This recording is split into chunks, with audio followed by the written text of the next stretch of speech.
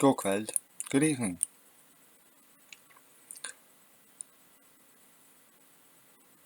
Brexit.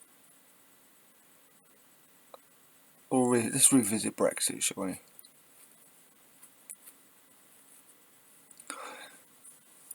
I said how there were supposed to be good elements of Brexit that could be exercised, that even I thought of, and have they arrived? No.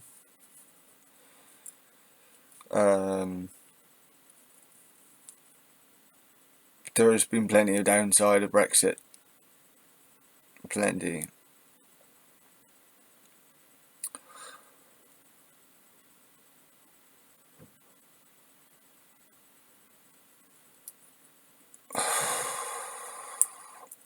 Where to start? I'm speechless in where to start. It's amazing. Okay.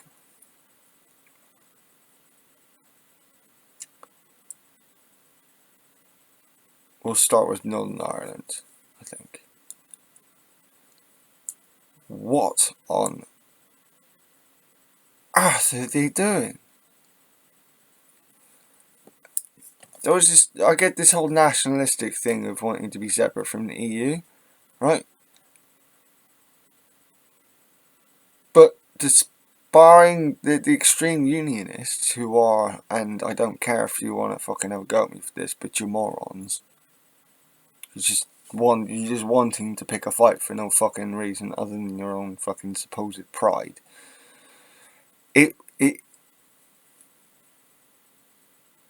It's useful to know, by the way, when it comes to these unionists, right, that Paisley and his lot, the original Paisley and his lot, were the reasons for the first bombings.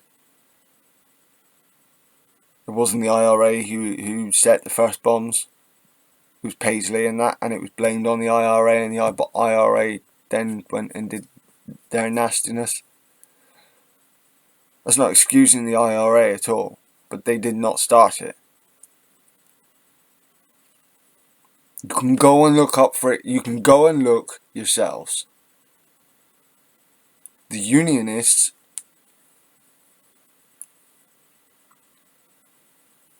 no wonder they're irrational. Their whole beginning is irrational.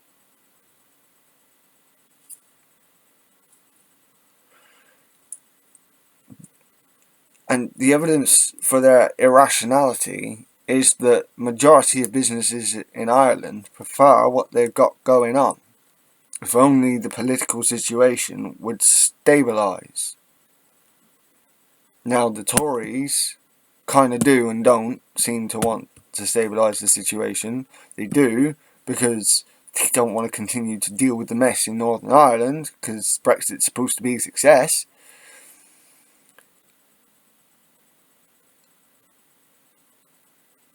But they don't want to mess with it because,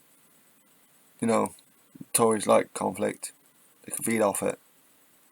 Blame someone else. The Unionists, they'll never be happy.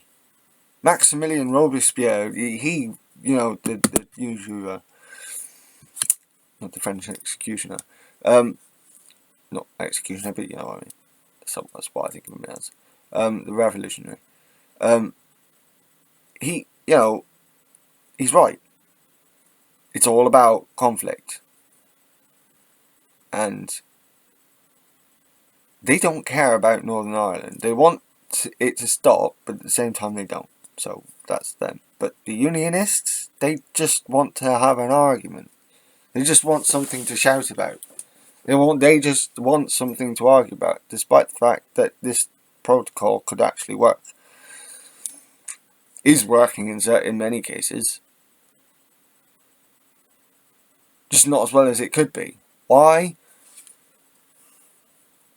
Because of willful ignorance and lies.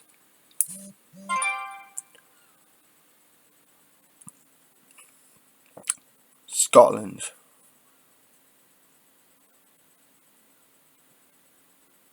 Brexit and Boris Johnson and possibly Liz Truss are going to be the biggest reasons for Scottish independence. Now, when the Scottish independence thing happened at the time, I was just coming out of my childhood. And even then, I thought, Scottish independence, that sounds like a good thing. I felt that it was a good thing. And now I know more of the details. And at this point, after being lied to and insulted and abused by the English Conservatives over and over again, and my own party isn't helping the situation, yeah, they have a fully legitimate reason to leave. Do I agree with it? Yes, I do. I still agree with Scottish independence. I'm a Labour supporter who will say that wholeheartedly.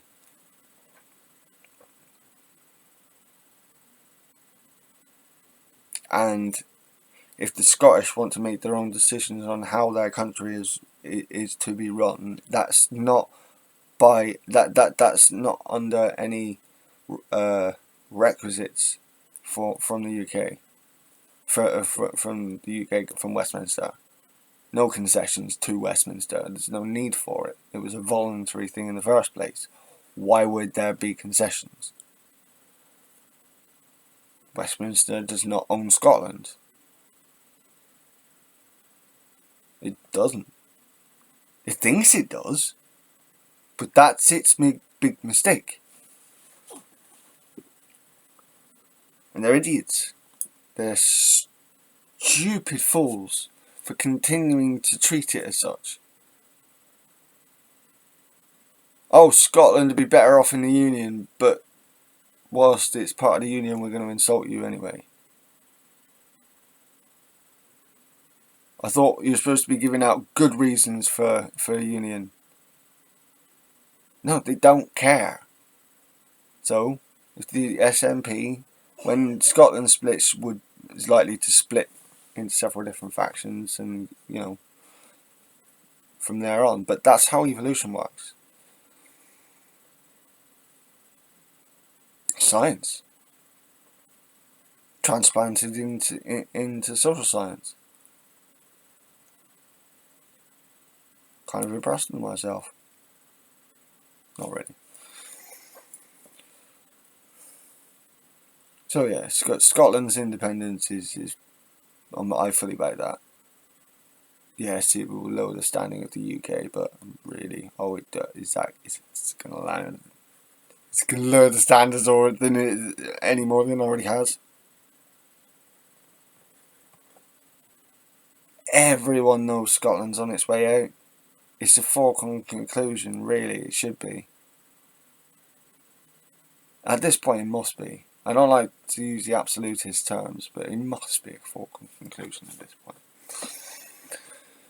Although it obviously isn't.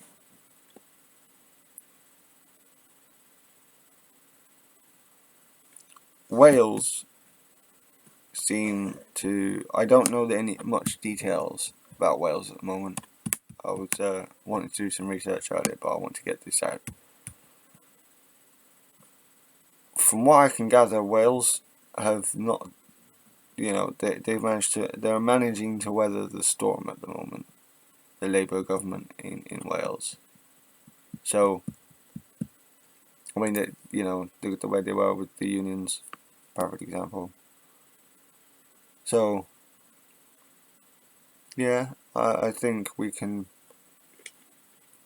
say that the Welsh are getting through it. I know it's fucking tough. More could be done, but at least, they're not living in England. In England.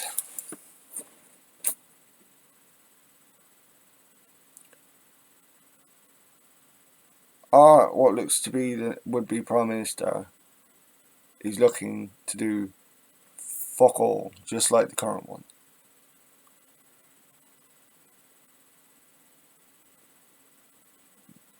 Because of her Brexit backers. This is someone who voted to remain, trying to propone Brexit as a good thing. Not like Starmer, who is trying to make who from what we can gather at the moment, and I don't fully trust. I'm not a Starmer stooge. I think that's what the far left is, calling Starmer fans. I'm not a Starmer stooge.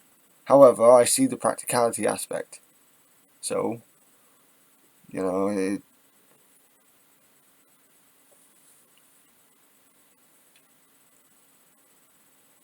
but Starmer doesn't seem to exactly back Brexit, but feels that we need to make the best out of a bad situation. We need some way to mitigate the problems, which needs careful, logical, practical thinking about this.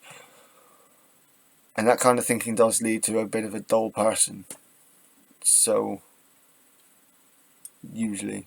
So, I'm not overly surprised in Starmer thus far. I do wish that it was more open support for the unions, and the reactionary side of me wants to say about where's all your policies about how to help and all this stuff. But if they're trying to come up with policies,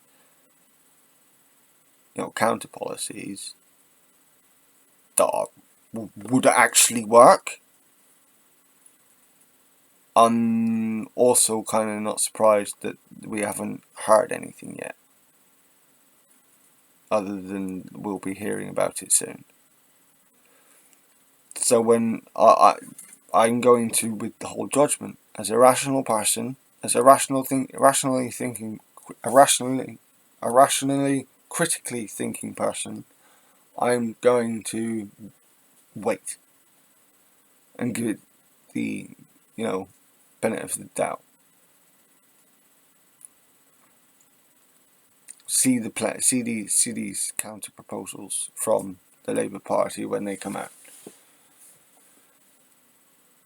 Rachel Reeves saying for definite that she won't go into nationalisation. Well, we'll see.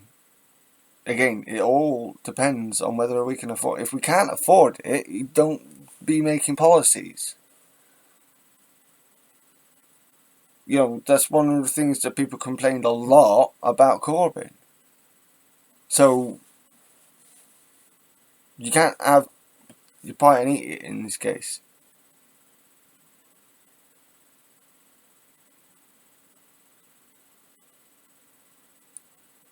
I would prefer Corbyn in charge for different reasons. I reckon he would have taken a more sensible line when it came to Brexit. Not trying to alienate us so much from the rest of the world, and especially from our closest neighbours. Oh, and that leads on to the next part of Brexit. No, it doesn't. No, it doesn't. I've still got more to do on England. The national heritage. Brexit. There are a lot of worries about national heritage sites in the UK because of the slashing funding because of Brexit. Because our economy has been cut, and because inflation is on the rise and interest rates are on the rise. Look how dangerous it's got for Stonehenge. They're trying to build a fucking tunnel underneath it that could very well undermine the standing stones. And they don't care. And because there's no EU oversight and no EU money going to it anymore, because of that, because there's no EU money going there, there's no EU oversight coming with it to make sure the money's going to where it's supposed to. And so there's it's open season. I mean, it wouldn't surprise me if a load of Brexiteers find that they can find some legal loophole where they can start digging into the barrows again. Leave them alone. Oh, I want to make this. I want to get this out of the way.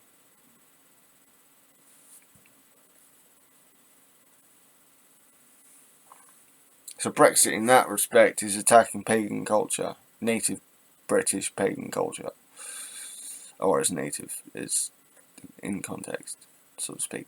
Anyway, the English economy, let alone the British economy.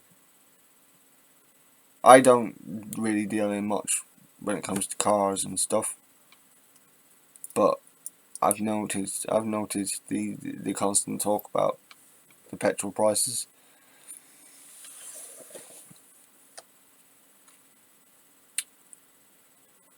Shops,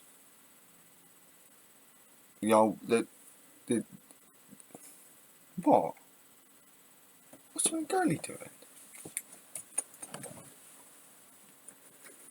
Hey girlie, what are you up to?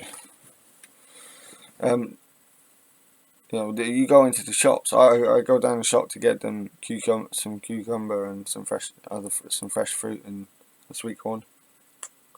Yes, and half the time you can't even find this. I can't find the stuff I get for it, or it's rising in price at stupid rates.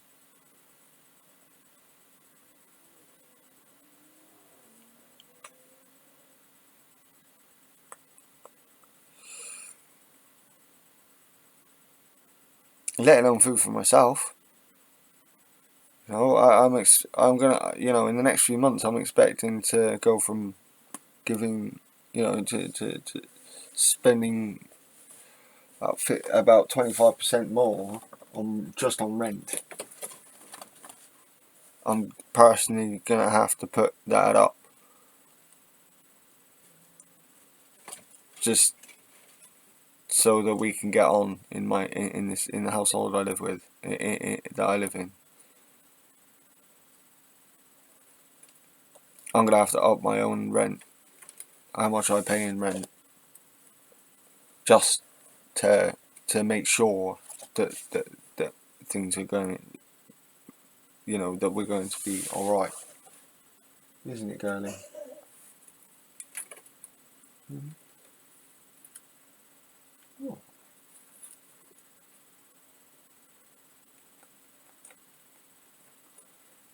We can't, and it's not like ordinary people can just ignore this, because the voting, the more important voting part of the population is safe. No one's safe now, not apart from the very richest. No one is safe apart from the richest. What if you want to come back down?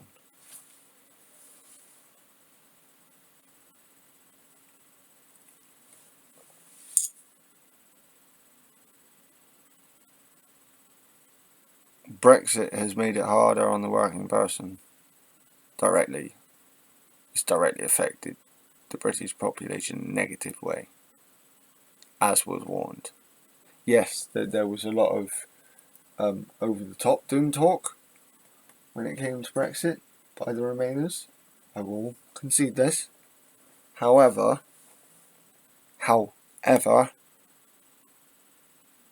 much of it, a lot of things that the Remainers said have been proven right, and a lot of things that Brexiteers said have been proven wrong, or have just not happened yet, or like we'll get excellent trade deals. Really, the New Zealanders are fucking laughing at us on their national news.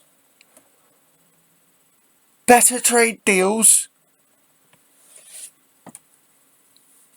This coming from someone who's proudly going to likely to become our next prime minister. It's ridiculous. Yes, Brexit has been a fantastic success. Well done, Conservative Party. You've done a fantastic job over the last 12 years.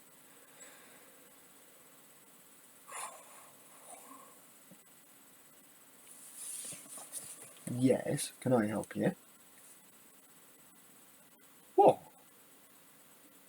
What can I do for the girlie? What? Very curious.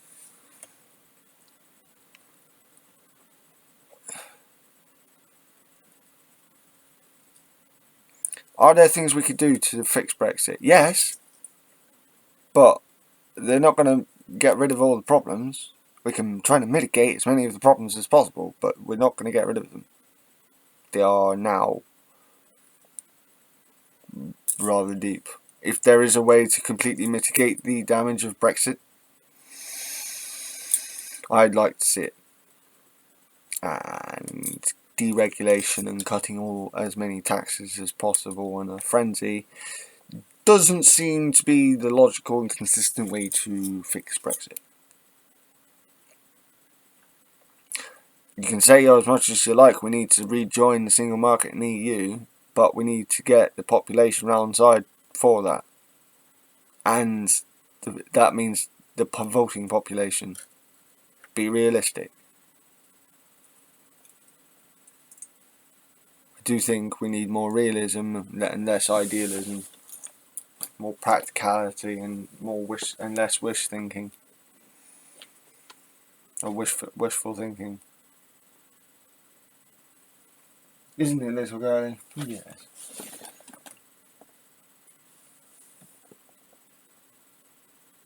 What? Okay then.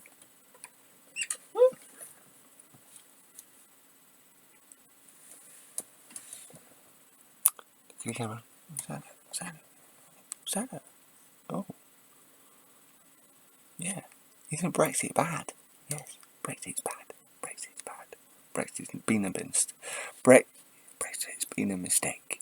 Unless we can find an actual good way out of this that actually benefits us, Brexit has been a bad thing.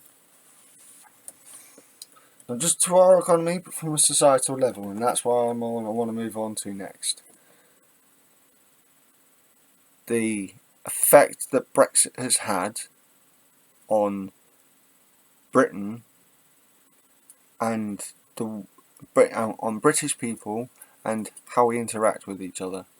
Don't get me wrong, not everyone's nasty to each other, but when it comes to, arguments and debates these days, it gets very much one side versus the other and barely any compromise. Why? Because of the attitude around Brexit. Not only that, but the side who won don't seem to realise that they weren't a large majority.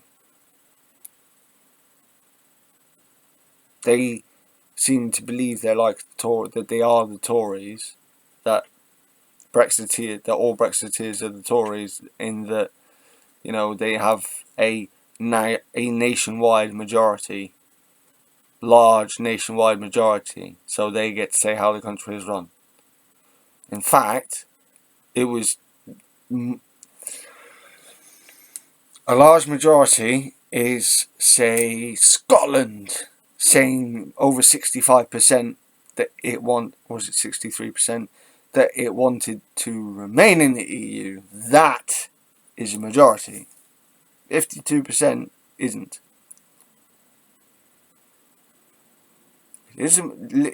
On technical terms it is, but is it a mass majority? No, I would say it is equivalent to almost a hung parliament or minority government. That's what it's equivalent to. That's what those percentages are equivalent to.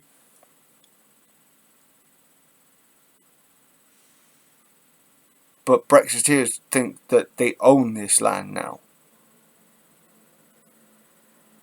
No. Not a chance. And they're ruining it. And that's why I'm saying all Remainers are good. Plenty of them are Tories. But still, Brexit as a whole you know, it's raised tensions. It's just made things worse. And it seems that any evidence shown to me that's evidence of the contrary, that it's been a good thing, seems to be purely based on speculation and opinion, rather than true, hard fact. That tells me everything. So yeah, until someone can actually prove to me that that the advantages of Brexit aren't, they are actually there, or are coming, we just haven't seen them yet. If they are there, then show me. Show me the factual evidence, not your opinions. Factual evidence. Well, this is enough on my little rant about Brexit.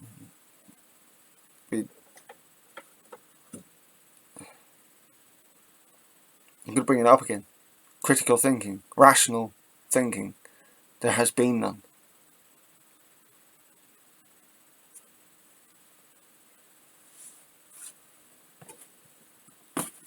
Efficient running of government.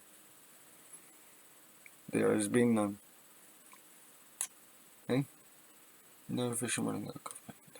No Freya. No.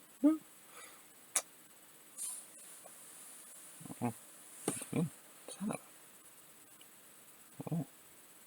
Bad Brexit. Bad Brexit, Freya. See, bad Brexit. Yes. Bad Brexit. Brexit is bad. Yes. Bad. Naughty Brexit. Yes. Bad Brexit. Sorry, I didn't mean for you guys to see our arse. That was not intended. But she's not having it. She wants to go. Go on then. Up you pop. But you're the one who keeps coming down onto the bed. So it's your prerogative. It's your prerogative, love. So yeah, Brexit's been bad, pretty much. And if there is evidence to show that it hasn't, then I would like to see the factual evidence. Get back to me, guys. This has been Shiada Wita, and bless us through the sea.